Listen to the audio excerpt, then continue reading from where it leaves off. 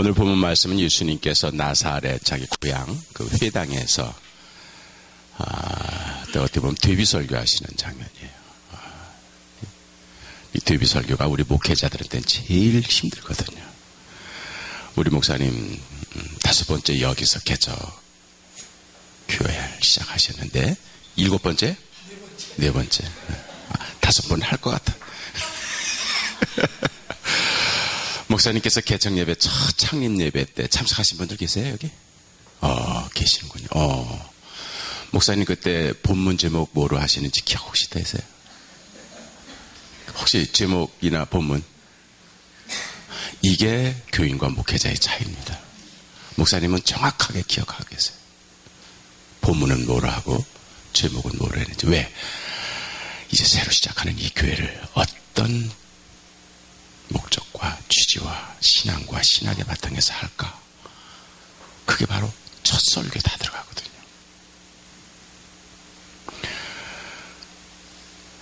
아마 신대원 다니실 때 처음 공중예배 설교하셨을 때 그것까지 기억하고 계실 거예요. 첫 설교, 데뷔 설교. 네. 목사님 우리 모자이크 교회에서 5년 전에 처음 시작하실 때 본문 뭐로 하셨어요? 오케이. 제목은 반석교회. 이제 아셨어요? 마태복음 7장이래요. 반석교회, 세운 교회. 그래서 데뷔 설교는 그래서 중요한 거예요. 첫 설교는 예수님께서 나사렛 회당에서 이제 공생애를 시작하시면서 이제 설교하신 대목을 오늘 읽었어요. 저도 목사이고 신학대학에서 목회 후보자들 가르치는 선생이지만 참 제 설교만큼 힘들고 어려운 게 없죠. 근데 오늘 이 본문 말씀을 제가 한 3, 4년 전에 읽으면서 이야, 예수님처럼 이렇게 쉬운 설교를 이렇게 할 수 있을까? 그런데도 이렇게 사람들이 은혜를 충만하게 받을 수 있는 설교가 있을까? 그거예요. 본인은 쉽게 했는데 교인들의 은혜가 충만한 거예요. 들은 사람들이 이구동성으로 이야, 은혜스러운 말씀이다. 저 목수의 아들 맞아?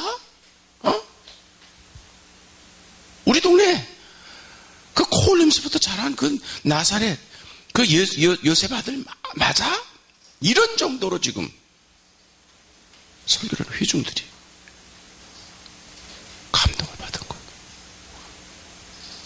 근데 오늘 본 말씀 보세요. 예수님이 뭐라고 설교를 어떻게 하셨는지 한번 다시 볼까요? 누가복음 4장 16절 같이 한번 읽어볼까요? 시작. 예수께서 그 자라나신 곳 나사렛 회당에 이르사 안식일에 늘 하시던 대로 회당에 들어가서 성경을 읽으려고 서심해 17절 선지자 이사야의 글을 드리거늘 책을 펴서 이렇게 기록한 바를 찾으신 13절 주의 성령이 내게 임하셨으니 이는 가난한 자에게 복음을 전하게 하시려 내게 기름을 부으시고 나를 보내사 포로된 자에게 자유를 눈먼 자에게 다시 보게 함을 전파하고 놀린 자를 자유롭게 하고 19절 주의 은혜의 해를 전파하게 하려 하심이라 하였더라. 20절 책을 덮어 그 맡은 자에게 주시고 앉으시니 회당에 있는 자들이 다 주목하여 보리라. 21절 이에 이제서 그들에게 말씀하시되 이 글이 오늘 너희 귀에 응하였느니라 하시니 22절 그들이 다 그를 증언하고 그 입으로 나오는 바 은혜로운 말씀을 놀랍게 여겨 이 사람이 요셉의 아들이 아니냐. 그거예요. 결국 예수님의 설교 뭐를 어떻게 설교했길래 이렇게 와 은혜로운 말씀이 이렇게 입에서 나오는 요셉의 아들 맞아? 오늘 보면 한번 예수님 당시 상황으로 돌아가 봅시다. 나사렛 그렇게 큰 동네는 아니겠죠. 회당이 요만한 회당이 있습니다. 안식일마다 유대인들은 다 회당에 모여서 예배를 드려요. 그러면 회당마다 뭐가 있냐면은 성경을 낭독하는 그 마을에서 제일 그래도 성경을 잘 아는 똑똑한 사람이 이제 성경을 낭독하고 강론하겠죠. 그럼 예수님 당시에는 여기는 책으로 이렇게 번역이 되어 있습니다만은 아직 책이라고 하는 이런 식의 책은 아직 만들어지지 않던 시절입니다. 그럼 그때는 뭐냐? 두루마리예요, 다. 양피지. 양의 가죽을 얇게 펴가지고. 그래 그 양피지로 거기다가 손으로 써서. 그때는 인쇄기가 없으니까. 그래 그걸 두루마리로. 교수님 맞죠? 네, 맞대. 그게 두루마리예요. 두루마리. 그럼 두루마리를 성전 그 회당의 상자 속에다 늘 보관을 하는 거예요. 말씀이 굉장히 중요하기 때문에.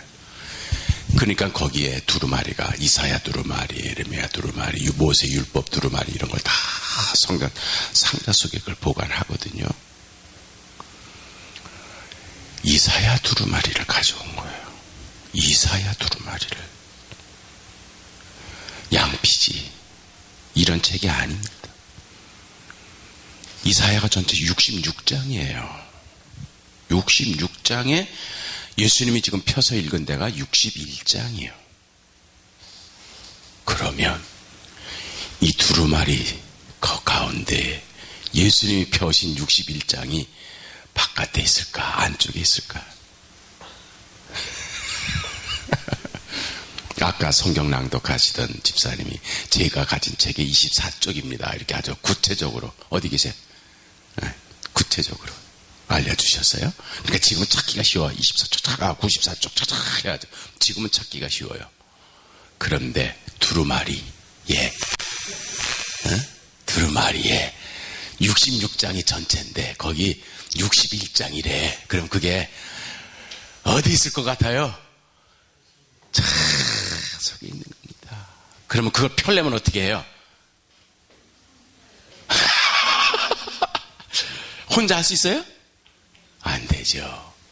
한 사람은 풀고 한 사람은 감고. 이만한 두루마리에 61장을 찾는 겁니다. 그럼 시간이 짧을까 길까? 엄청 길어요. 엄청 길어요. 그 시간 동안 청중들은 뭘 할까요? 회중들은 뭘 합니까? 뭘 할 것 같아요? 졸아요? 침묵 가운데 두루마리 푸는 소리만 들릴 겁니다. 1, 2분이 아니에요. 아무리 빨리 풀고 아무리 빨리 감아도 기다리는 겁니다. 기다리는 거예요. 기다림이에요. 말씀을 기다리면 말씀을 기다리는 거예요. 그게 은혜의 출발입니다.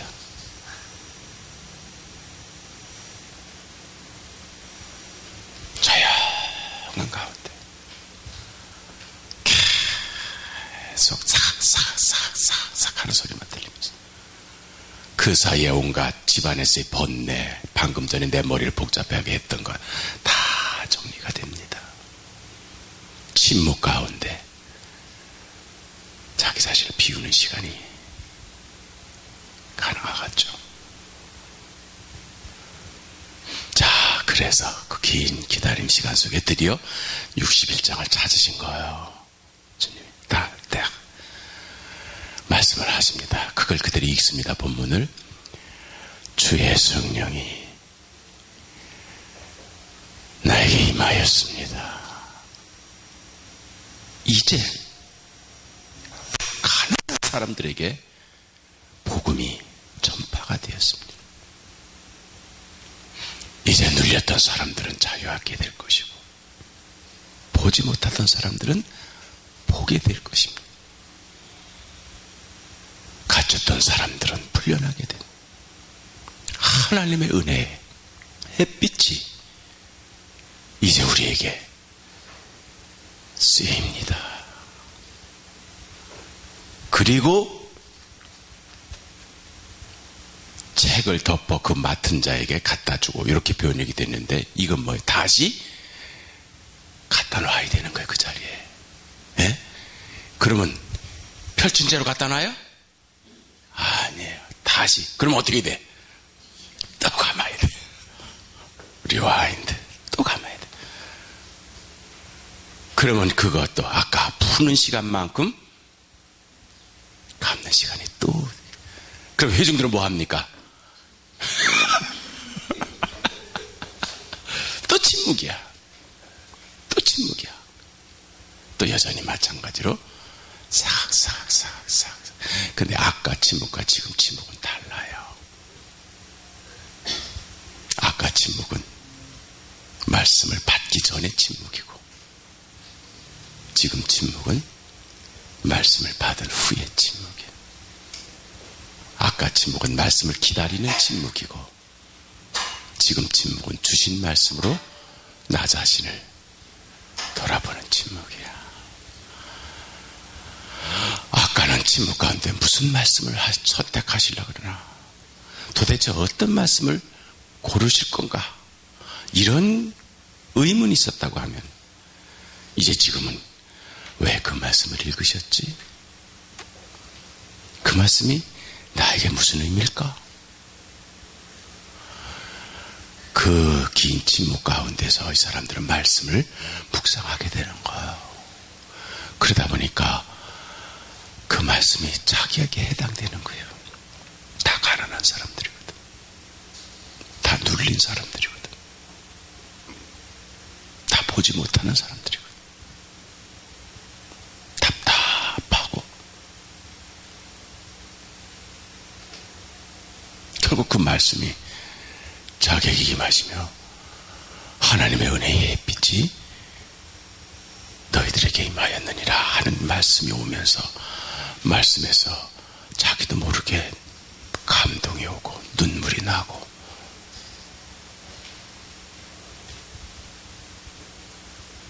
본문 자체가 그들을 치유한 거예요. 본문 자체가 그들을 녹여버렸어. 이제 두루마리 다 갖다 놨습니다. 본문 읽었으니까 이제 설교해야 할 때야. 강해 설교를 하든 예화 설교를 하든 이제 설교할 때야. 예수님이 딱 써가지고 하신 말씀 오직 한마디. 오늘 이 말씀이 여러분들의 귀에 응하였습니다. 그리고 들어가 앉은 거야. 이게 설교 끝. 나도 그러고 가고 싶어 지금.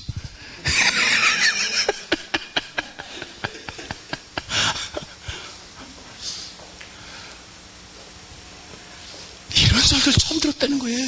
사람들이 태어나서 이런 설교는 처음 들었다는 거예요. 어디서 이런 소리를 우리가 들어봤느냐. 예수님께서 하신 말씀 딱 한마디야. 오늘 이 말씀이 여러분들에게 응하였습니다. 여러분이 이 말씀대로 되었습니다.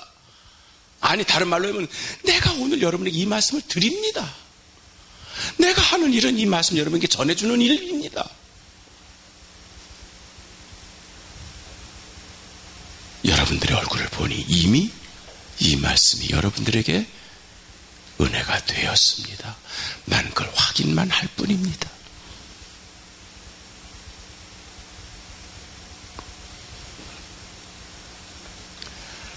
저희들이 설교를 많이 합니다. 우리 목사들은 하다 보면은 어떨 때 보면은 본문은 짧게 한두 절 그리고 긴 자기 얘기를 할 경우가 많아요. 근데 예수님의 설교는 긴 본문에 짧은 장면들. 그러니까 예수님의 설교는 핵심 그거예요. 본문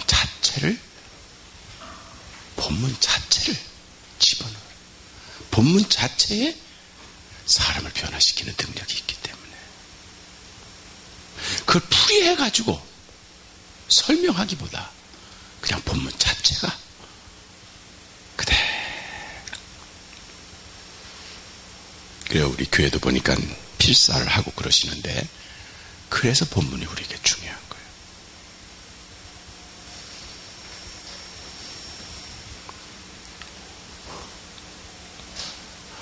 오늘 제가 준비한 슬라이드는 한국교회 초기 여성들, 첫 기독교 복음을 이 땅에서 받아들인 그분들이 어떻게 예수를 믿었는가, 그리고 그분들이 기독교 복음 가운데서 어떤 은혜를 받았는가.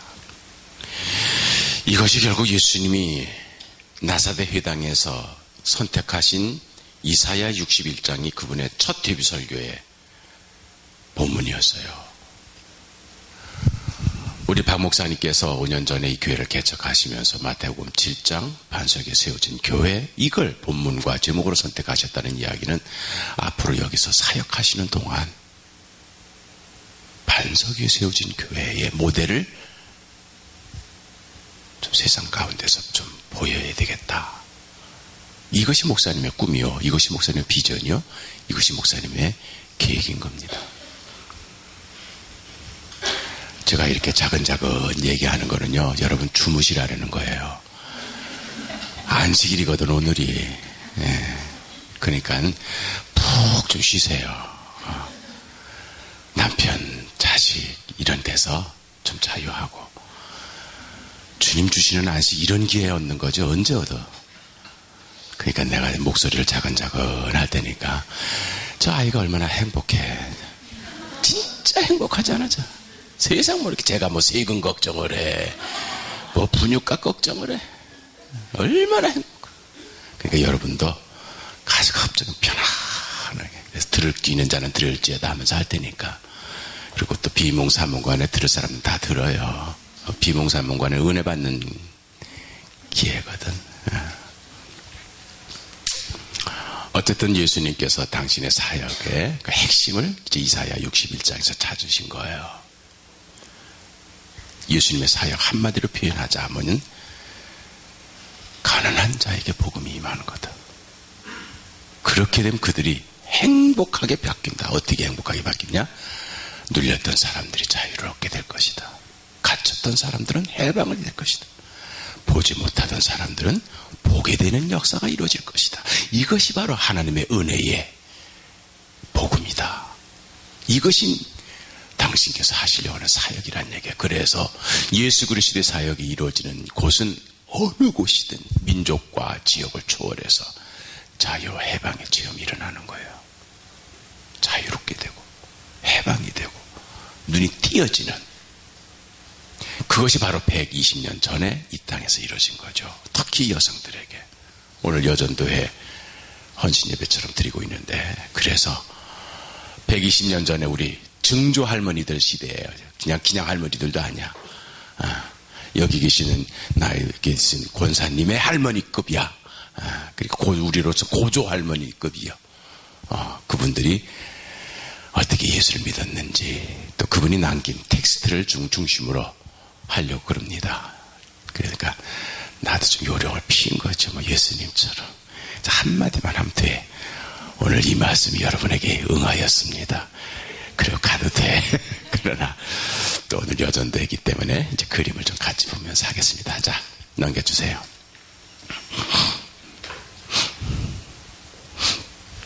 오늘 드리려고 하는 내용은 저렇게 한 6가지가 됩니다. 그러니까 우리나라에 기독교 들어오기 전에 우리 한국 여성들, 우리 할머니들의 상황이 어땠는가. 그 다음에 여성들이 이제 처음에 기독교를 받아들이면서 이제 어떤 교육을 받고 세례를 받았는가. 그 다음에 이분들이 이제 오늘 여전도회인데 이런 이제 단체를 막 조직을 하고 활동을 하게 되는 거. 그리고 이제 초기 부흥운동을 겪습니다. 1903년부터 7년까지 평양 대부흥운동. 이런 부흥운동을 겪으면서 여성 지도력이 어떻게 개발이 되고 향상이 되었는가. 그리고 이분들이 예수 믿은 다음에 그 지도력이 교회 안에서만 발휘되는 것이 아니라 오히려 교회 밖에 일반 사회, 민족 여기까지도 연결이 되는 그런 내용이 될 것입니다. 다음. 김세지라고 하는 이분은 아주 평양에서 활동했던 전설적인 전도 부인이에요. 옛날에 그 여자 전도사들 전도 부인이라 했거든요. 이분이 쓴 글이에요. 그냥 여러분 읽으세요. 제가 읽기보단. 그러니까 이분은 예수 믿은 다음에 내가 예수 믿고 뭐가 바뀌었냐 했을 때 이분은 결론적으로 얘기합니다. 자유다. 이걸 내가 느꼈다. 예수 믿은 다음에. 그거를. 그러니까 조선시대에는 유교, 가부장제도 이런 걸 가지고 여자는 자유가 없었죠. 다 순종만 하면서. 그런데 기독교를 통해서 여자도 자유하는 존재로 바뀌었다. 다음. 그러니까 이분이 얼마나 하면 자기 자신이 얘기해요. 수천 명을 자기가 전도했다는 거예요. 여성이. 수천 명을 전도한 거예요. 그러니까 은혜는 받은 사람이 전하게 되어 있어요. 느낀 사람이. 그러니까 어디가 우리가 음식이 맛있다 그러면은 그거 꼭 누구한테 좀 같이 데리고 와서 사랑하는 사람 먹여주고 싶은 게 인지상정이야. 마찬가지로 복음도 맛을 보는 사람들은 그 맛을 다른 사람한테 꼭 전하고 싶은 거예요. 그런 식으로 해가지고 수천 명을 전도한 거예요. 이 양반이. 한 30년 동안. 다음.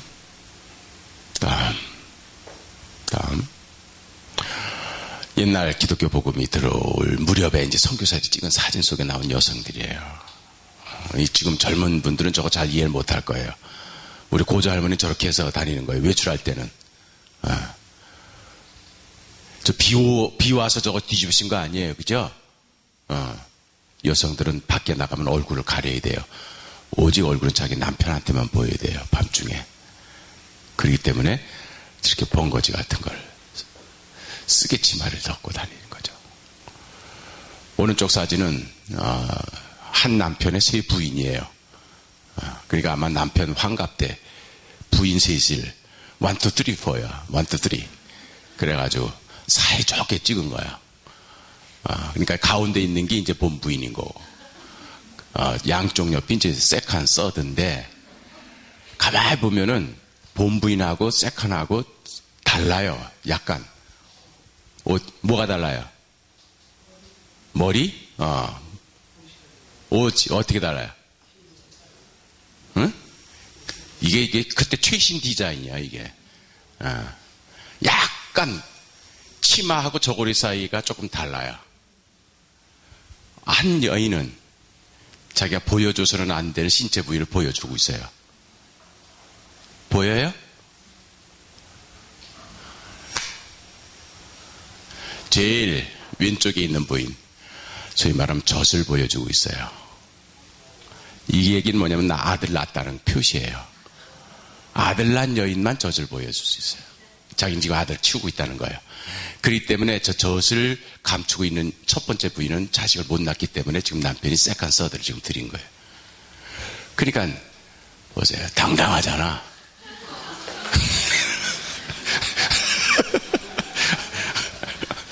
그러니까 아들을 낳지 못하면 죄인이야. 무조건. 여성들은. 다음. 외출할 때요. 저게 지금 바로 쓰개 치마라는 거예요. 치마를 머리에다가 써. 그래서 쓰개 치마야. 그래가지고 길가에서 지금 남자가 지나가니까는 지금 두려운 눈으로 숨고 가리우는 거예요. 그게 바로 격리문화입니다. 이게 바로 조선의 여성들이었던 거죠. 이게 바로 복음이 이 땅에 들어오기 전에 제일 많은 게 남존여비 이 말, 그치? 여필종부. 남자는 존귀하고 여자는 비천하고 여자는 무조건 남자를 따라야 되고 이런 거. 이런 게 바로 조선 여성들이었어요. 이게 바로 유교의 가르침이었고 이게 500년 동안 이 땅의 여성들을 억압했던. 다음. 지금 여성들이에요. 조선시대. 지금 여성들은 항상 팔을 벌려야 합니다. 무슨 직업 가지는지 아시겠어요? 기생 아니면 무당이에요. 그게 지금 여성입니다. 결국 행복한 캐리어 우먼이 아니에요. 남성들 앞에서 웃음을 팔고 몸을 팔아야 되는 기생들. 신에 집혀서 자기 의지대로 살 수가 없는 무당, 샤만. 이게 소위 말하는 직업 여성입니다. 다음, 선교사들이 우리나라에 와가지고 한국 여성들에 대해서 한 말이에요. 한번 읽어볼까요? 시작.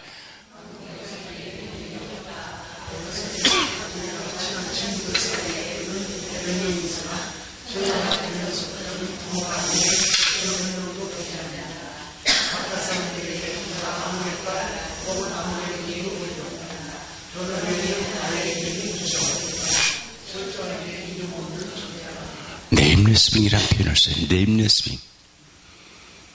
네임레스빙. 네임레스빙은 민레스빙이란 말이에요. 존재 의미가 없는 거예요.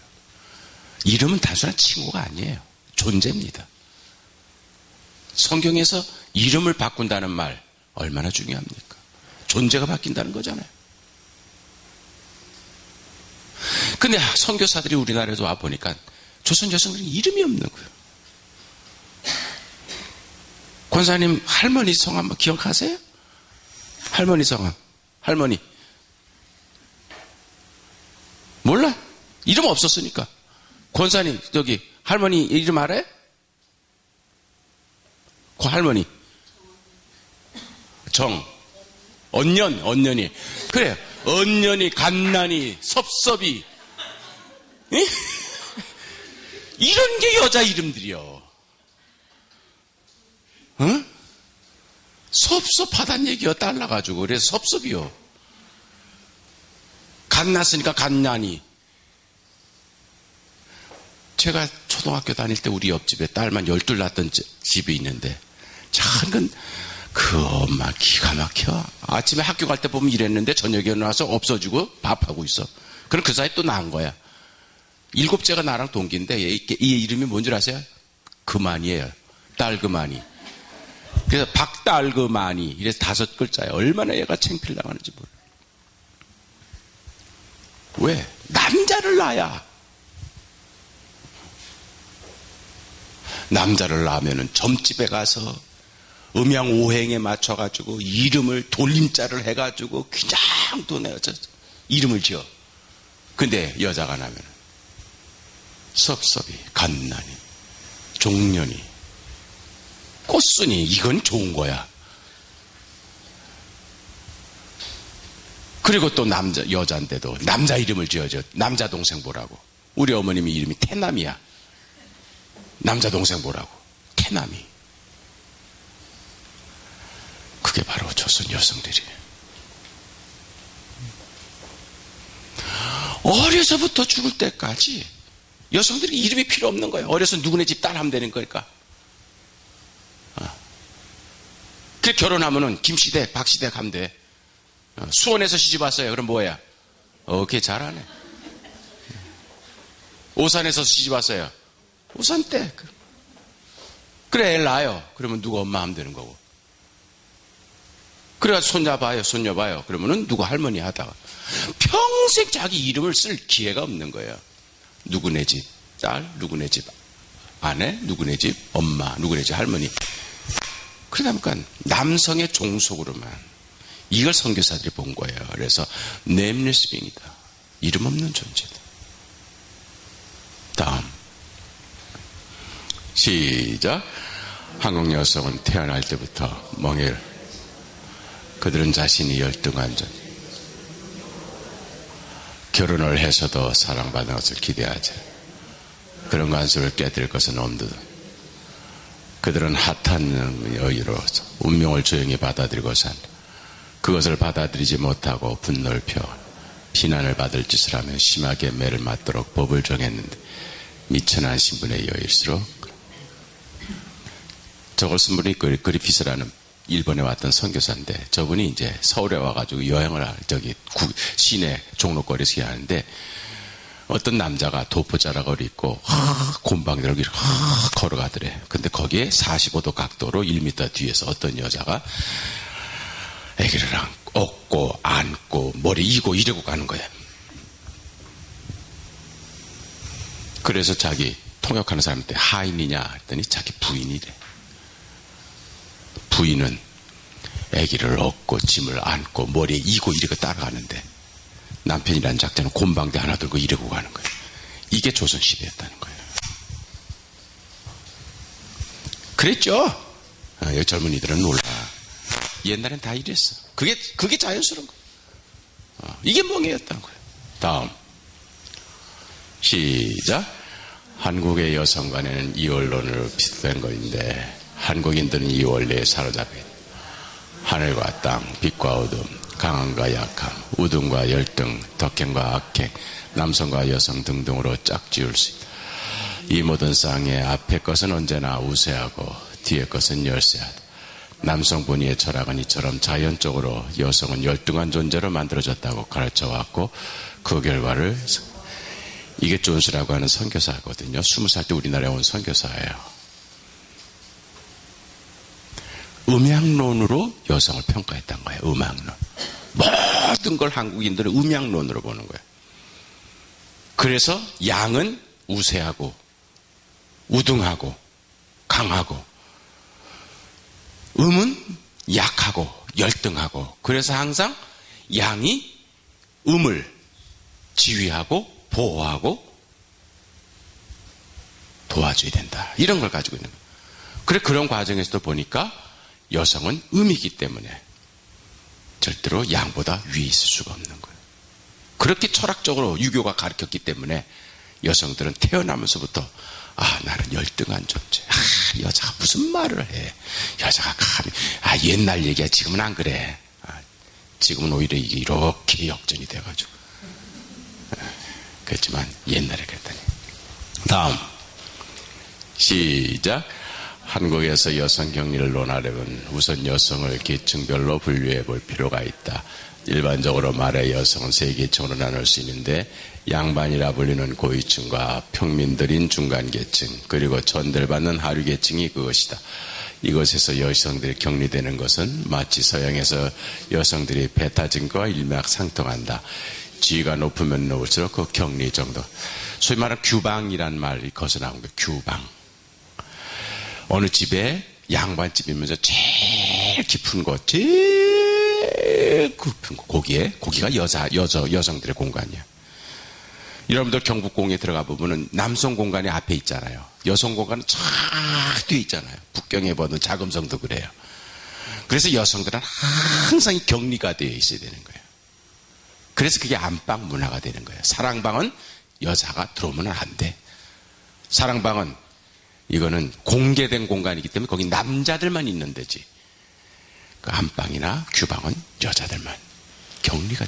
이게 격리가 되는 것을 오히려 여성들, 양반 여성들은 그거를 자랑스럽게 여기는 거예요. 그러니까 외출할 때도 이렇게 막 뒤집어 쓰는 이유가 그거예요. 가마를 타는 이유가. 오케이, 다음. 그런데 이제 기독교를 받아들이면서 복음을 받아들인 남자들부터 깨우치기 시작을 하는 거예요. 왜냐하면 유교는 그렇게 가르쳤는데 기독교는 그렇게 안 가르치거든. 기독교는 일단 하나님 앞에 모든 남자와 여자를 같이 창조하셨지. 예. 그리고 갈빗대를 뽑았다는 게 어디 하찮은 걸 갖다는 거 아니야. 제일 중요한 것, 제일 핵심적인 것, 제일 엑기스를 뽑았다. 그런 의미예요, 이게. 갈빗대를 뽑았다는 것. 흔한 걸 뽑았다면 새끼손가락 하나 잘라가도 할 수도 있어, 하나님이. 근데 남자의 가장 핵심적인 것, 중심적인 것, 그거를 뽑았다는 얘기예요. 그 때문에 성경이 이야기하는 여성 이해는 평등 내지는 소중한 그런 존재가 되는 거예요. 그러니까 기독교가 그럼 전혀 다른 여성에 대한, 그러다 보니까 남자들이 먼저 들어와서 깨우치는 사람들이 이제 배제학당 다니고 경신학당 다니고 이러면서 기독교 통해서 보니까 여성들이 달리 해석이 되는 거예요. 그래서 이제 남성 교인들이 여성 해방 운동을 적극적으로 도와주고 나옵니다. 이게 문경호라고 하는 부인이 하는 말이에요. 그러니까 이분을 보는 게 내외 풍속, 이거 바꿔야 된다. 내외하는 거, 격리하는 거. 다음. 한번 읽어볼래요? 우리 남자들이 그때 얘 뭐라고 했는지 그 전에 전 거부터. 시작. 우리나라에는 내외하는 풍속을 지금까지 고치지 아니하고 여인들은 한 물건같이 여겨 집안에 꼭 가두어두어 꼼짝도 못하게 하고 자기는 경치 좋은 곳으로 놀기와 온갖 것을 다 구경하되 아내는 대문 밖을 나가지 못하게 하고 자기가 남봉을 부리든지 혹 노름을 하든지 술을 먹든지 망하더라도 관계치 않고 만일 아내가 조그마한 것이라도 한 번만 잘못하면 반은 죽이듯이 하고 혹 쫓아버리며 다음 또 잘하는 일이든지 혹 잘못하는 일이든지 자기 하는 일은 그 아내가 상관치 못하게 하니 불쌍하고 불쌍한 이는 대한 부인들이라. 슬프다. 하나님께서 남녀를 마련하사 백년 친구로 허락하여 서로 사랑하고 평생으로 동등하게 지내게 하셨는데 어찌하여 대한 여인들은 권리가 없노. 이것은 다름 아니라 어두워 이러함이라. 이건 이제 여성들께 남성 교인들이 깨우친 거예요. 그래서 이제 자기 부인들한테 여보 교회 갑시다 이런 말이 나오게 된 거예요. 다음 노병선도 역시 마찬가지예요. 이분은 조병옥 박사의 장인어른이야. 아주 초창기에. 시작. 집안 흥망함과 여인을 교육시키는데 달려건을 슬프다. 동양의 인도와 천국과 대안을 보면 여인을 가르치기는 고사하고 무슨 물건같이 여겨 집안에 가두고 자식이나 낳게 하며 음식이나 만들게 하며 잘잘못간에 구박이나 하며 심하면 두드려주며 옆에 내가 무엇한다 주제넘게 한다 하며 평생의 날빛을 변변히 못 보게 하니 죄인도 그런 죄인이 어디 있으리요. 옛날에 그랬잖아요. 그래서 굴비 뭐예요? 그 부고하고 여자는 뭐 이게 젊은 엄마들은 몰라요. 옛날 분들은 다 듣고 자란 거죠.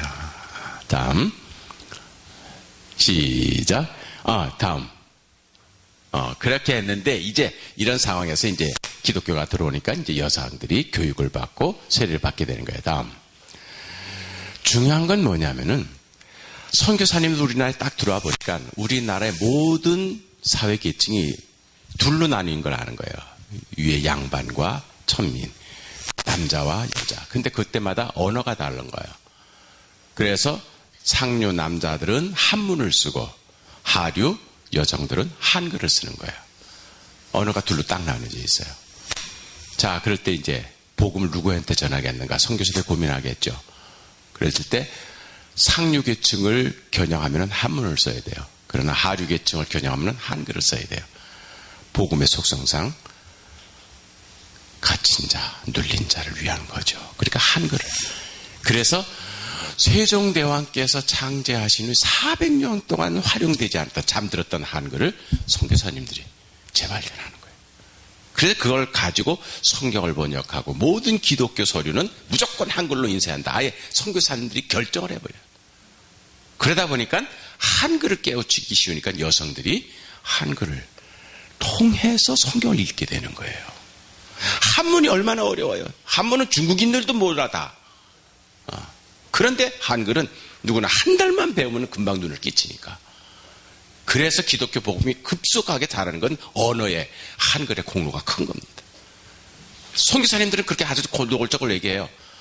하나님께서 한국 백성이 예비해 놓으신 게 딱 두 가지가 있는데 선교사가 들어오기 전에 하나는 뭐냐면은 하나님 개념을 한국인들은 가지고 있다는 거예요. 하나님을. 선교사들이 가르쳐 주기도 전에 이미 하나님을 섬기는 백성들이었다. 두 번째는 뭐냐? 한글. 이처럼 쓰기 좋고 이처럼 과학적이고 이처럼 훌륭한 문자를 하나님께서 예비해 놓으셨기 때문에 기독교가 쉽게 들어갈 수가 있었다. 이 게일이라는 선교사가 그렇게 표현을 해요. 그렇게 해서 이제 게일이라는 분이 바로 하는 거예요.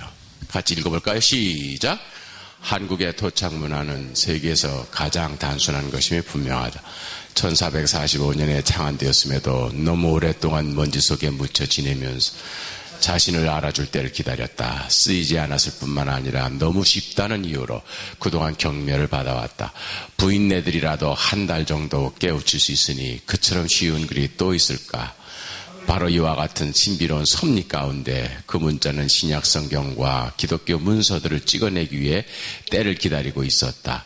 오늘까지 성경과 기독교 문서들은 대부분 놀랄 정도로 간편한 이 문자를 통해 인쇄되고 있다. 그러니까 모든 선교사님들이 기독교 문서를 한글로 하니까 교인들은 누구나 들어오면 특히 여성들은 교회 들어오면 제일 먼저 하는 게 한글 배우는 거예요. 성경 가르치지 않았어요. 한글부터 먼저 배우죠. 다음 김세지라는 사람이에요. 아까 자유해방이라고 표현했던 전도부인. 시작. 나는 본래 언문도 모르는 무식장이었다.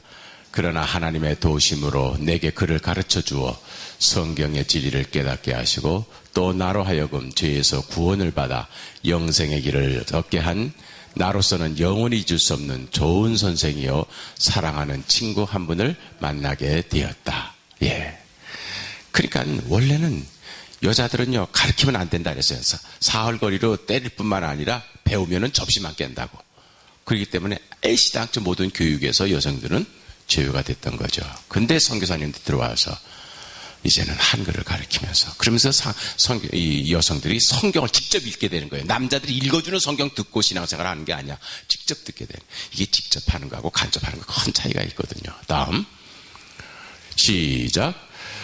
나오는 라르스는 해부터 즉시 5일회를 조직하여 우리 평양 여자들에게 언문 모르는 이는 언문과 세례문답, 미교문답, 묘충문답, 신약대지 1, 2, 3권과 미 사복음 중에서 몇 가지를 뽑아 계급적으로 가르쳐 주었다.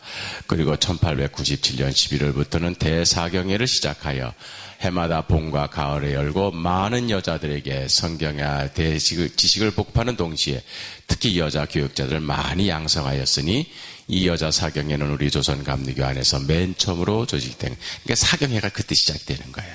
한글을 깨치니까. 그러니까는 사경회는 두 반으로 나뉘는 거예요. 한글 모르는 사람들한테는 한글 가르치는 반, 그다음에 한글 깨친 사람들은 성경을 가르치는 반. 이렇게 해서 사경회가 시작이 된 거죠. 다음 시작. 우리 뛰어난 여성들 위해 여자 사경회를 시작하였는데 방금 전에 서울에서 장로교 부인 선교사가 개최한 것을 제외한다면 한국에서 처음 실시한 것이다. 원하는 사람은 모두 받아들였지만 한 주일 동안 매일 오전 오후 수업을 빠지지 않고 들은 우수한 사람들만 수료하는 영광을 거뒀다. 이건 노블이라고 하는 평양 여자 선교사 일기에서 나온 대목이에요. 다음 시작.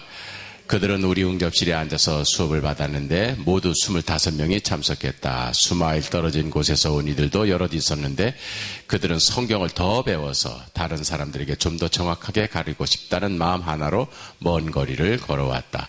새로운 진리를 깨달은 참석자들은 행복해 보였다. 이게 행복이에요. 그러니까 글을 못 읽다가 글을 읽게 되고 자기가 막 성경 직접 읽고 막 깨우면 그러니까 남을 가르치는 거예요.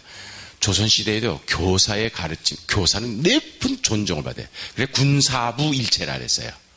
그래서 임금과 스승과 아버지가 제일 높은 존경을 받는 거예요. 그러니까 남을 가르치는 이 직위에 있다는 거는요, 얼마나 그러니까 여성들이 자기 글을 깨쳐가지고 성경을 읽고 남을 가르치는 엄청 자부심을 갖게 되는 거예요, 이게. 맨날 남에게 가르침만 받다가 남을 가르칠 수 있다고 하는 것. 다음.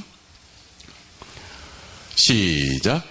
부인 중에 성경 못 보는 이가 많은 거로 전에 이자익 장로 계실 때 상품을 주기로 정하고 업무 보기를 시키려 하되 종시 배우는 자리가 없더니 금년 정월에 하나님께서 사랑을 베푸사 여사경회를 열고 최부인과 박부인이 열심히 5일 동안 가르치실세 매일 상호에는 2시간씩 예수 행적 공부를 보고 보통으로 배우고 하호에는 2시간씩 2소에 나눠 한 소는 글 보는 이에게 성경을 가르치고 한 곳에서는 글 못 보는 이에게 국문을 가르치는데 이게 이제 저 전라도 김제에서 이루어졌던 사경회예요. 이장희 목사님은 예장 총회장 3번 하신 분이에요, 저분이.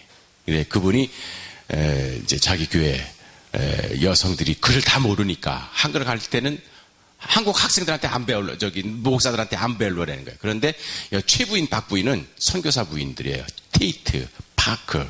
그래가지고 선교사 부인들이 와서 가르치니까 여자들이 막 와가지고 그래서 한글 배우고 성경 배웠다 그런 얘기예요.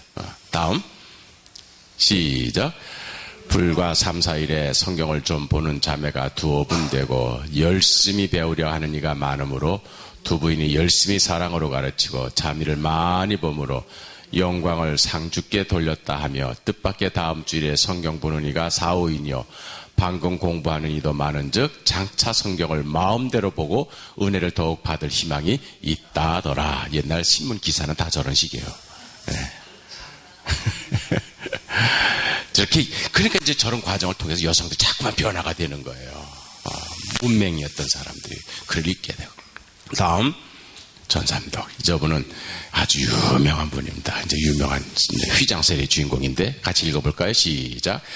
시끄러웠던 목사는 나에게 세례를 받으라고 하였다. 나는 세례가 어떻게 하는 것인지를 모르거니와 우리나라 풍속에는 여자는 모르는 남자와 대면치 못하는 법이 있으니 어찌하여야 하리니까 하고 물으니 그가 대답하기를 그러면 방 한가운데 휘장을 치고 머리 하나 내놓을 만한 구멍을 낸 후에 그리로 머리를 내밀 것 같으면 물을 머리 위에 얹어 세례를 베풀겠다 하였다. 나는 그의 가르쳐주는 대로 하여 나의 적은 딸과 함께 처음으로 세례를 받게 되었다. 상상되세요? 저 평양에서 이루어진 일이에요. 그러니까 옛날 남녀 7세 부동석이잖아. 그러니까는 이제 이천삼덕이라고 하는 자기 남편이 승지벼슬을 했던 아주 고위 양반 집안인데 저 양반이 부인이 먼저 세례를 받은 거야. 그래가지고 세례를 받으라는 거예요. 그러니까는 이 서양 남자 목사가 와서 한국 남자 목사는 아직 없을 때요. 서양 남자 목사한테 어떻게 맨 얼굴을 내밀어요. 그럼 어떻게 받기는 봐야 되는데. 그러니까 방한 건데 휘장을 치고 그리고 머리 하나 나갈 만한 구멍을 내고 거기를 이렇게 집어내는. 그럼 저쪽에서 이제 목사님이 물을 머리 대지도 못해. 접촉이 안 되니까 떨궈가지고. 이게 최초의 여성 세례예요. 휘장 세례. 저는 이게 굉장히 중요한 의미가 있다고 봐요. 예수님께서 십자가에 달려 돌아가시는 순간 성전에서는 어떤 일이 벌어졌어요? 휘장이 찢어졌어요. 그게 뭘까요? 예수님 당시 예루살렘 성전에는요, 지성소와 성소를 갈라놓는 휘장, 성조와 성전 뜰을 갈라놓는 휘장, 휘장이 겹겹이 있어가지고 제사장이 들어갈 수 있는 구역, 대제사장이 들어갈 수 있는 구역, 남자가 들어갈 수 있는 구역, 이방인이 들어갈 수 없는 구역, 첩첩이 이게 휘장이 있었던 거예요. 여인들의 뜰이라 해서 여인들만 또 모이는 데가 따로 있거든요. 예수님이 십자가 그거를 깨트려버린 거예요. 그렇기 때문에 휘장 한가운데 머리 하나가 밖에 들어가지 않은 조그만 구멍이지만 저 구멍의 의미는 굉장히 큰 거예요. 다음. 저 가운데, 앞줄 가운데 앉은 분이 바로 휘장 세례 주인공인 전삼덕 씨예요. 저분이 환갑 때 지금 자기 같이 전도부인들이랑 찍은 건데 저분이 교회를 12개 교회를 개척해요. 저분의 손녀딸이 우리 학교 최초 여자 신학 교수가 되죠. 김폴린 선생이라고. 그러니까 한 여인의 결단이 그렇게 자기 가정의 삶을 바꿔 버리는 거예요. 그러니까 저분들이 이제 성경을 들고 다니면서 계속 복음을 전하는 거죠. 자유와 해방의 복음을. 다음. 시작.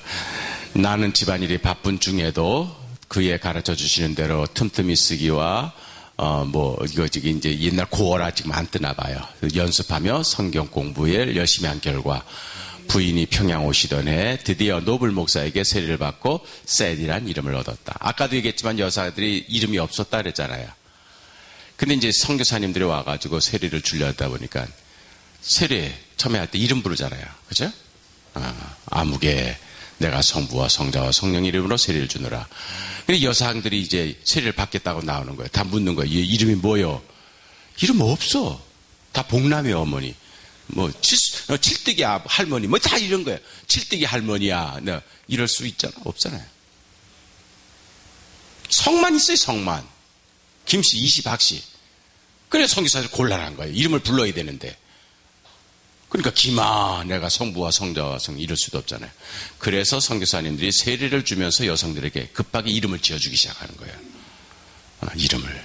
그래서 천주교나 성공회는 세례를 받으면서 본명이라 해가지고 베로니카, 베네딕투스 이런 식으로 다 세례명을 지어봤는데 이 개신교에서는 여성들이 저런 세례. 그러다 보니까 성자들의 이름이 아니야. 자기 익숙한 이름들을 막 지어주는 거예요. 그러니까 저분은 뭐냐면 세디. 선교사가 원래 세디의 무어였거든. 그러니까 너는 그럼 내 이름 가져. 해가지고 세디가 된 거예요. 그러니까 세디라고 하는 이름을 한글로 하니까 세지가 된 거예요. 그래서 김세지란 말이 나온 거예요. 다 그런 식입니다. 제일 많은 게 메어리예요. 메어리.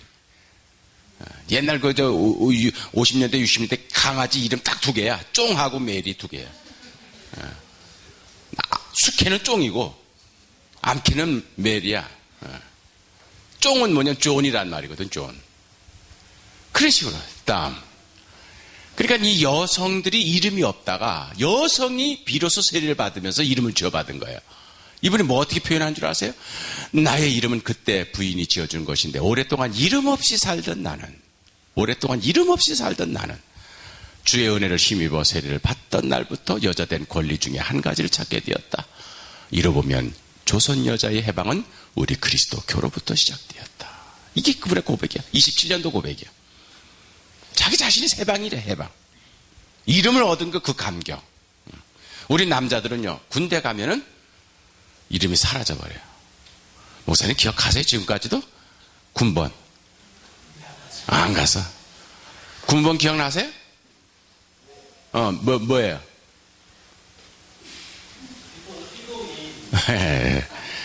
그래요. 일단 유치장이나 이런 데 가면은 이름이 사라져버려요. 몇 번 이렇게.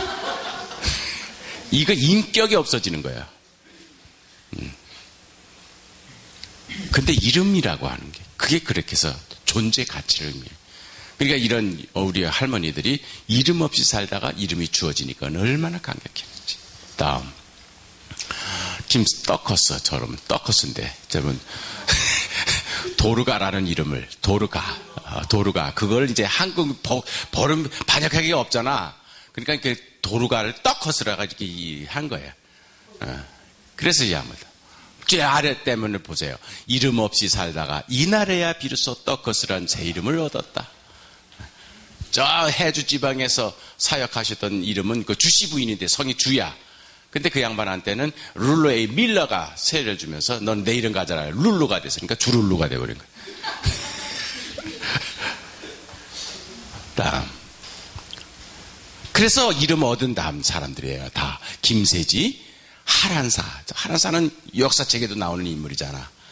저분은 이제 낸시야. 낸시를 하란사.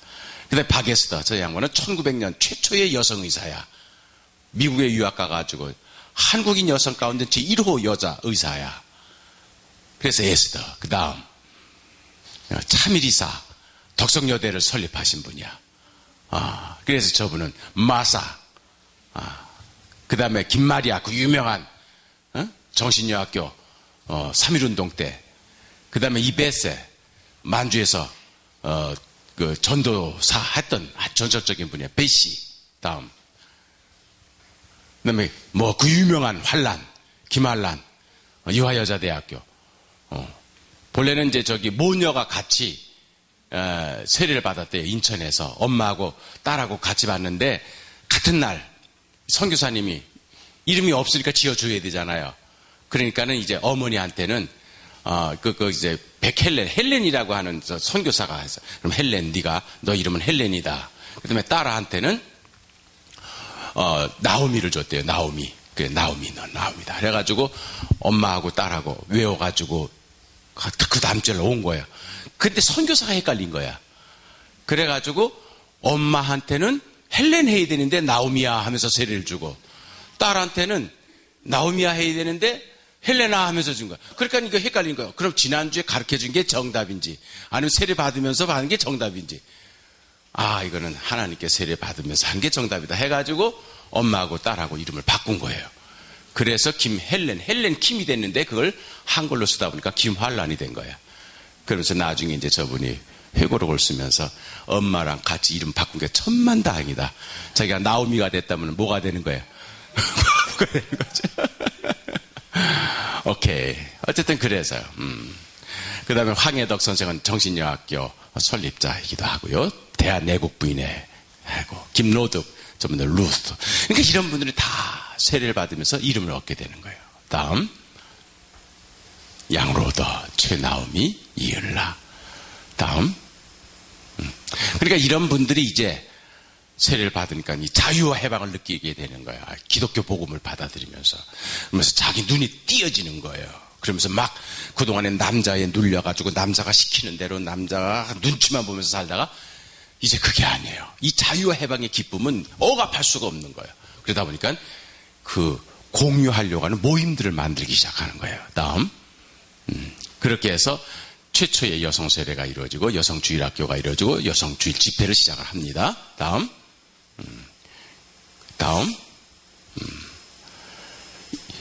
그러다 보니까 이 수구파가 막 억압을 하는 거예요. 남자가 여자가 같은 건물 안에서 이렇게 한다 하니까는 1888년 이때 영화소동이라고 하는 대소동이 일어납니다. 선교사들 축출하려고.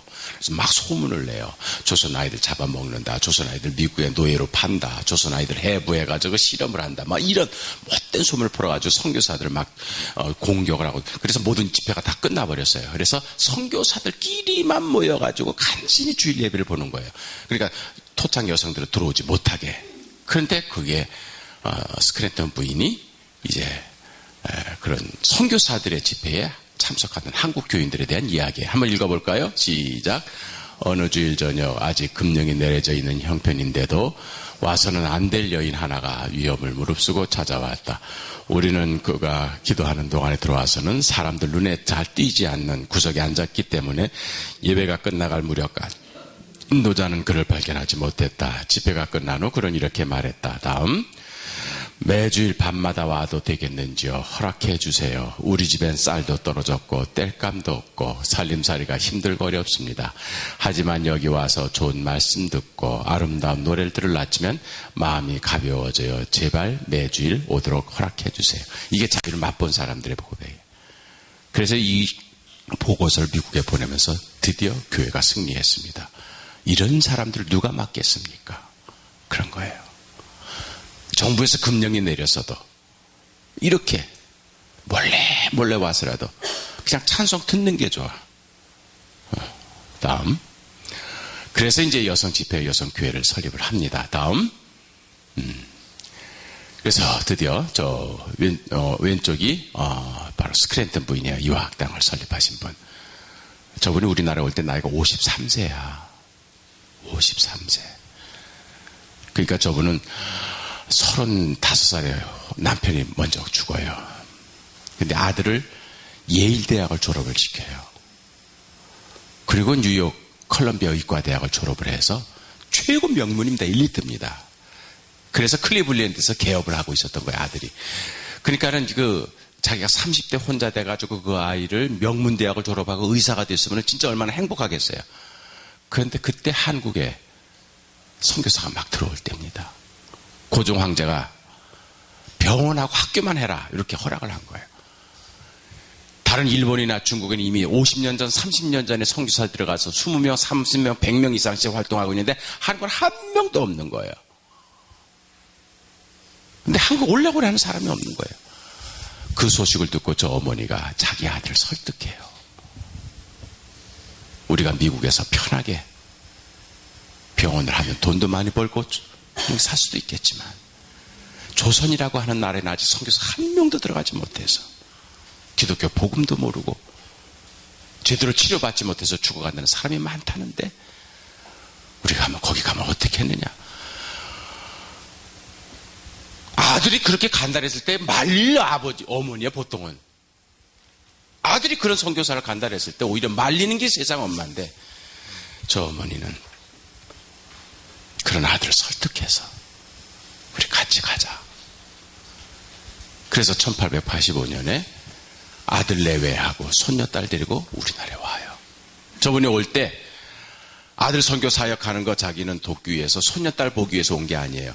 자기는 해외 여자 선교부에 따로 독립선교사로 따로 돈을 받고 와서 아들은 남자 선교하고 자기는 여자 선교. 그래서 유아학당을 설립을 하는 거 이분이. 그래서 유아학당을 설립을 해서 유아학당에서 아까 얘기했던 김활란 이런 사람들 다 키우는 유관순 이런 사람. 굉장한 여인이죠. 선교는요 자기 희생이에요. 비움이에요. 낮아짐이에요. 왜? 그게 바로 그리스도의 사랑이기 때문에. 그래 그 키우는 아이들이에요. 키우는 아이들. 근데 저기서 이제 바로 한국 사회를 바꿔놓는 지도자들이 나오는 거죠. 다음 유학당이에요. 어디 있는지 아시죠? 성 아래 저기 초가집만 13채가 있었던 데야. 그걸 산 겁니다. 그리고 거기에다가 궁궐 같은 건물을 줘요. 엄청나게 우려구나. 그 궁궐 건물, 궁궐 수준이에요, 저 건물이. 그리고 거기서 학생들을 가르치는 거예요. 다음, 자부심이죠. 다음, 그래서 이제 1897년에 교회가 설립이 되는데, 가운데 휘장을 친 거 보이죠? 남자, 여자가 따로따로.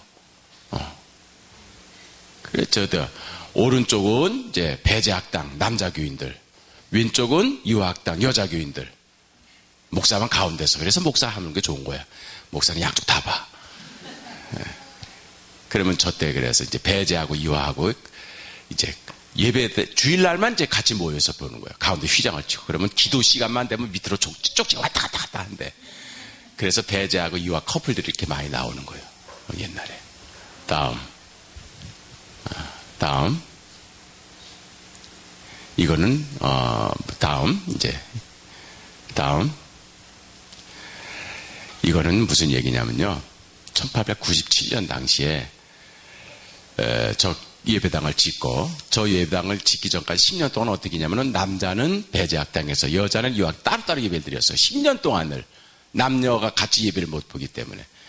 그러다가 이제 비로소 10년 만에 남자 여자가 같은 지붕 내에서 예배를 드리는데 가운데 휘장을 치고, 근데 청년들이 그때 이제 여자 청년회가 조이스회라는 게 있고 남자 청년회 워런 청년회라, 청년회가 동원기념 토론회를 했는데, 토론의 주제가 뭐냐면은 여성들에게 교육을 시키는 것이 가나뇨, 참 어처구니 없죠.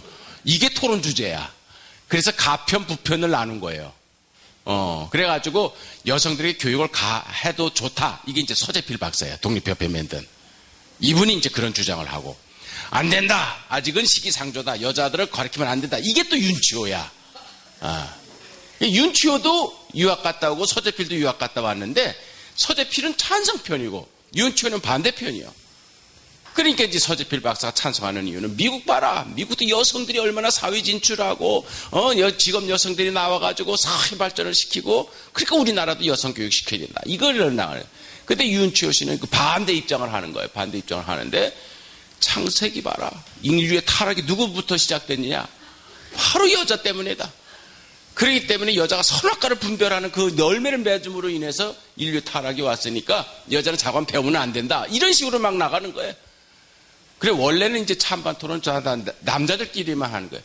그런데 휘중 저 가운데 있었던 여자들이 참다 못해서 뛰쳐나온 거예요. 참다 못해서. 뛰쳐나와서 하는 말이 뭐냐면은, 마리아만 보지 말아라. 아니, 저기, 하와만 보지 말아라. 제일 보세요. 아래에서 네 번째 줄. 교중 부인들이 말씀하되, 이와가 하와가 비록 죄를 지었으나 마리아가 아니시면 예수께서 어찌 세상에 오셔서 죄를 대속하였으리요. 왜 너희들은 하와만 보냐? 마리아도 봐라. 저는 이거 굉장히 중요시합니다. 이게 1897년 12월 31일이에요. 역사는 그런 것만 기억을 해. 여성들이 남자들 앞에서 처음으로 발언한 거예요. 조선 역사상.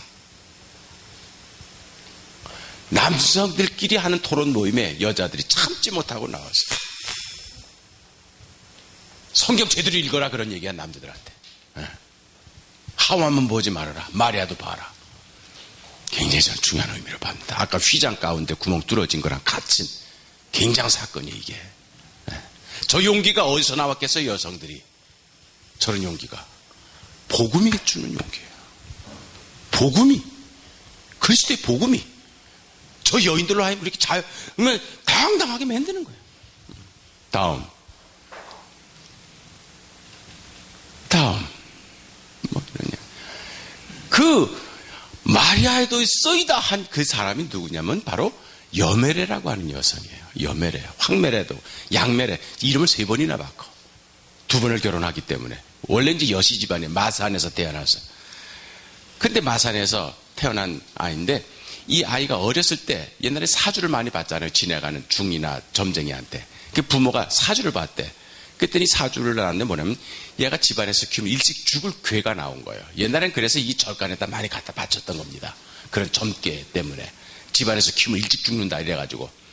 그러니까 이 부모가 걱정이 된 거예요. 집안에서 키우면 일찍 죽는다니까. 그러니까 이 아이를 어떻게 할까 하다가 결국 버릴 때를 찾아서 서울까지 올라온 거예요. 버릴 때를 찾아서. 절간에 갖다 맡기기는 뭐하고. 그래서 서울 와가지고 보니까는 이렇게 버려진 애들, 가난한 애들을 무료로 가르쳐 주는 데가 이화학당이 있는 거예요. 그래서 이화학당은 스크랜튼 선교사, 여자 선교사 앞에 포대기에 싸가지고 마산 여시 집안 딸이다. 그러고서 갖다 버리고 간 거예요, 부모가. 이 아이는 부모를 죽을 때까지 못 만나요. 여시라고 하는 성만 알고 있는 거예요. 그래서 스크랜턴이 자기 양녀로 삼는 겁니다. 그래서 유아학당에서 가르친 거예요. 그러면서 세례를 받으면서 메어리, 자기 이름을 준 거예요. 메어리 플래처 스크랜턴이거든, 메어리. 그러니까 메어리가 한글로 하니까 메레가 된 거야. 그래서 여메레가 된 거야.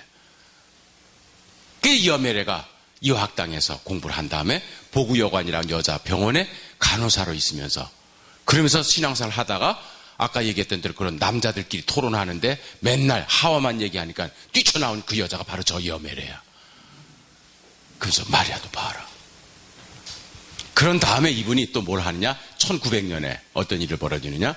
그때 아벤젤러 선교사님이 이제 안식년 휴가를 받아가지고 미국으로 갔는데 워낙 건강이 악화가 돼서 다시 돌아올 수 있을까 걱정이 될 정도로 건강이 좋지 않았어요. 그러다 보니까 한국 여성들이 모여가지고 우리가 귀국하는 아벤젤러 선교사님에게 선물을 줘. 우리 한국 사람은 선물을 기가 막히게 잘 주잖아. 하여튼 외국인들한테 특히.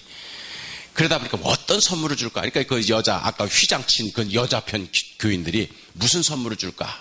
했더니 뭐가 한국적인 걸 드리는 게 좋겠다. 그래가지고 유기반상, 안성, 그 유기반상, 그 반첩 세트, 그거를 해드리자. 그래서 모금을 해가지고 그걸 하려는데, 미국 가가지고 밥 안 먹는데 그 양반들? 그럼 이건 쓸모가 없는 것 아니냐? 그래가지고, 야, 이게 유기반상 아니다. 그럼 뭘 해줄까? 우리가 단체 사진을 찍어서 사진을 기념으로 드리면은 미국 가셔서도 얼굴 보면서 우리를 위해서 기도해 주실 거다. 사진기가 없던 시절이니까요. 옛날 사진이 얼마나 귀했습니까? 저희 할머니가요, 동네 사진사한테 와가지고 사진 한번 찍었다가 우리 할아버지한테 얼마나 얻어맞았는지 몰라요. 왜냐하면 그 사진을 찍는 거는 콜이 나가는 걸로 생각하기 때문에. 그래서 사진사 따라간다는 거야, 이게. 혼을 빼라는 거예요. 이게 영정 개념이에요, 사진이.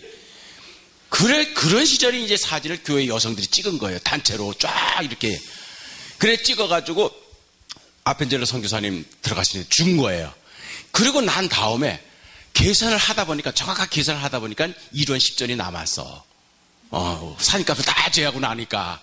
1원 10전이 남으니까 이 1원 10전을 어떻게 쓸까 하고 또 고민을 하는 거예요, 이 양반들이. 그래서 모여가지고 회의를 또 한 거예요, 여성들이. 1원 10전을 어떻게 할 건가. 옛날에 아주 민주적인 거예요. 지금 같으면 임원들끼리 뭐 여기서 차 한 잔 마시고 그냥 끝나겠지. 옛날에 얼마나 철저하게. 그래가지고 이걸 가지고 뭐 하겠느냐 해가지고 또 그걸 가지고 갑론을박 토론을 하는데, 왜 이런 게 기독교 복음을 받아들이다 보니까는 모임과 토론이 그렇게 즐거운 줄 모르는 거야. 왜냐하면 집안에서 침묵, 말하지 마, 이거 봐. 꽉 500년 동안 눌렸던 이 침묵이 떨어지니까는 그냥 의사가 막 발표가 되는 거야.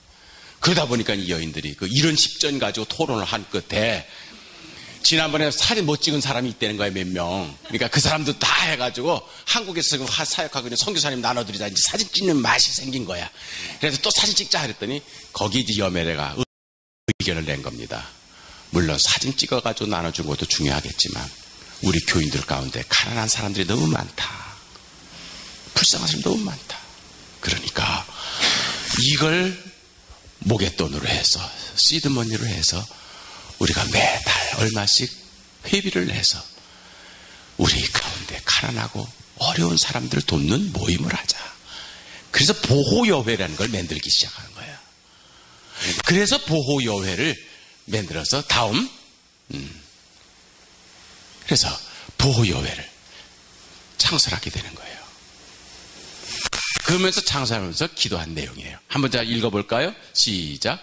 황씨 부인이 말씀하시기를 우리 힘으로 무삼 일을 할 수 없으니 하나님께 기도합세다 하고 그 기도의 대지는 이 회가 작정되게 하옵시고 이 교회에 설시한 후에 주께서 이 회의 머리가 되시고 우리를 가르쳐 주사 이 회가 진복해 하옵시고 이 회가 크게 흥왕하여 회우 수요가 여러 만 명이 되게 하옵소서. 이것은 우리 구세주 예수 씨 이름을 의지하여 비옵나이다. 왜? 옛날에 다 그랬어요. 지금처럼 건방지게 예수 안 했어요. 꼭 예수 씨. 이상재 선생은 뭐라 그랬는 줄 아세요? 이분은 한성 가면 옥중에서 예수님 만났거든요. 그러면서 이분이 회고록에 뭐라냐면 예수 형님 내게 나타나서 내 등 두드리십시오 하시는 말씀. 예수 형님이라고 불렀어요. 옛날에 우리 선배들은. 학렬이 맞잖아. 그치? 하나님 아버지니까. 그러니까 예수님이 큰형이요. 그러니까 우리 여성들은 뭐야? 예수. 그래 한번 기도해봐. 얼마나 이게 인격적으로 다가와. 예수 큰오빠. 이 모든 사정 다 들어주는. 옛날에 그랬대잖아요. 어떤 시아버지가 며느리가 먼저 예수 믿고 세례받고 그래서 기도를 열심히 했는데 이제 나중에 시아버지도 같이 예수 믿고 세례받은 거야. 근데 식사 기도하는데 맨날 며느리가 혼자 기도를 독차지하니까 야 오늘은 내가 할까? 내가 기도하자. 그거 하세요 아버님. 그랬더니 여보게 하나님 이렇게 시작해요. 그러니까 며느리가 아버지 그러니까 며느리가 아버지라 그러니까 학렬이는 자기랑 같은 거야. 옛날에 이 촌수가 얼마나 정확했는지 몰라요. 어쨌든 여성들이 이렇게 조직을 만든 이게 이제 감리교는 여성교회, 장로교는 여전도회가 되는 거예요. 그러니까 이게 선교사들이 만들어서 지시한 조직이 아니라 복음을 받아들이고 그리고 자유해방을 느낀 여성들이 이걸 혼자만 간직하기가 아까워서 그래서 그걸 계속 전하기 위해서 알려주기 위해서 그리고 힘들고 어려운 여성들을 도와주기 위해서 결국 이게 바로 복음을 받아들이면서 나타난 변화예요. 유교 500년 동안 봉건 사회에서는 여성들은 침묵만, 격리만, 억압만, 이름 없는 존재로 그렇게 살아왔던 여성들이 성경이 들어오고 기독교가 들어오면서 이제는 그들의 눈이 띄어지고 글을 읽게 되고 그러다 보니까 자유와 해방을 경험하게 되는 거죠. 이름이 주어지고 이 감격을 나만 가지고는 안 되겠다. 아직도 모르는 사람들이 얼마나 많은데 그래서 그걸 전하기 위하여 조직을 만들고 전도를 해나가고 이것이 바로 여전도의 시작의 이야기입니다. 오늘은 여기까지 할게요. 감사합니다.